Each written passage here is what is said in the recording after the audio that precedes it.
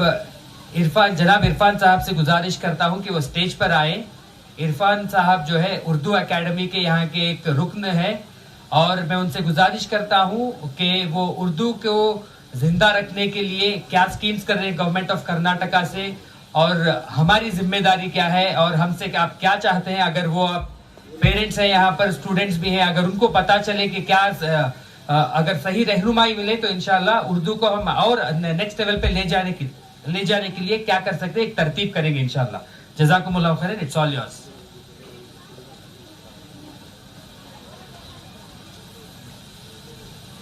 अस्सलाम वालेकुम और रहमतुल्लाहि व बरकातहू। अस्सलाम वालेकुम और रहमतुल्लाहि व बरकातहू। जज़ाकल्लाह।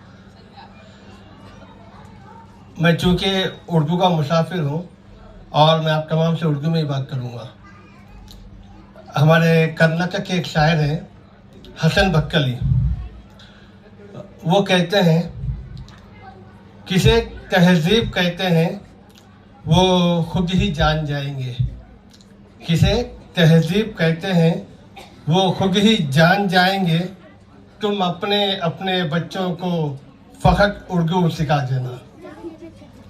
आज यहाँ बच्चियाँ खड़ के जो अंग्रेज़ी में नज़में पढ़ रही थी, मेरी भी ख्वाहिश थी कि कुछ बच्चियाँ उर्दू पढ़ते हैं।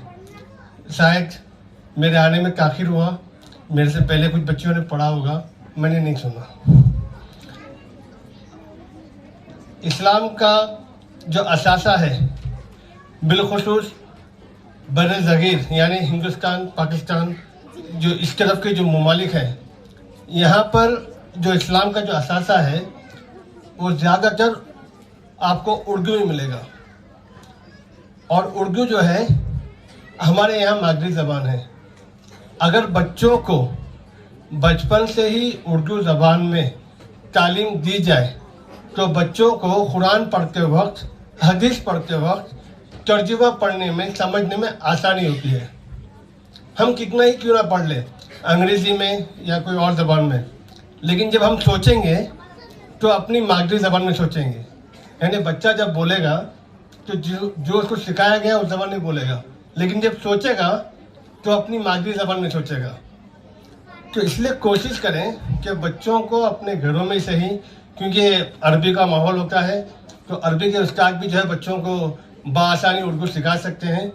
कोशिश करें कि बच्चों को उर्दू तालीम इस तरह सिखाई जाए जैसे माँ बच्चों को लोरियाँ सुनाती है। ये कोशिश है, आप लोग भी कोशिश करें इंशाअल्लाह। आप लोगों ने इस तिफल मकतब को मौका दिया, यहाँ मुझे बुलाया, इसके लिए मैं आपके तमाम का ममनून हूँ और आपने मेरी दो बातें सुनी, इसके लिए जज़ाकुमुल्लाह खैर। अस्सलाम वालेकुम व रहमतुल्लाहि व बरकातहू।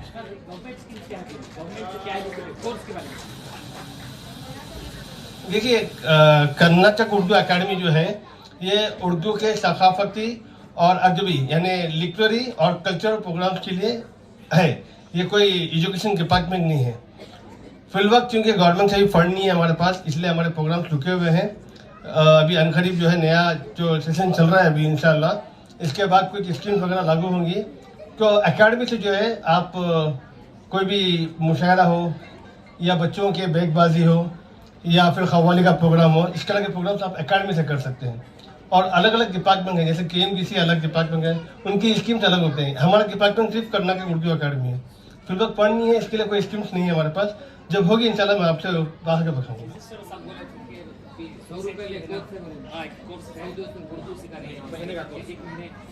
जी, ये असल में आप जो कम कर रहे हैं ना अपने यहाँ पर, उसी तरह का ही है।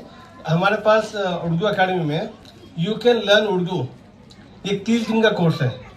जैसे रेपेडिक्स होता है, उस तरह का रेपेडिक्स कोर्स है ये, जिसमें आप अपने बच्चों को जो है आपके मुकाम पर हमारे एकेडमी से एक साहब आएंगे, आपके सेंटर में आएंगे, बच्चों को सिखाएंगे। उसकी फ़ीस 600 रुपया है एक बच्चे से। जितने भी आपके पास आप जमा कर लीजिए। उसमें यह होगा कि एकेडमी से एक किताब छपी है जिसमें आपको अलिफ से लेकर या तक बच्चे जो है लिखना, पढ़ना, बोलना सीख लेंगे 1 महीने में। जिनको उर्दू आती है वो थोड़े एडवांस हो जाएंगे, जिनको कुछ भी नहीं आती, और इसके लिए कोई शर्त लागू नहीं है। यानी कि कोई कोर्स करने के लिए आपको एक शर्त लागू होती है कि बच्चा इतना पढ़ा होना चाहिए, लेकिन उर्दू सीखने के लिए कोई कोर्स लागू नहीं है और कोई उम्र की कैद भी नहीं है। 5 साल से लेके 100 साल के शख्स कोई भी सीख सकता है। तो अगर आपको वो अगर ये होना है तो इंशाल्लाह आप आके रब करें, इंशाल्लाह उसमें हम आपको मदद करेंगे। अस्सलाम वालेकुम।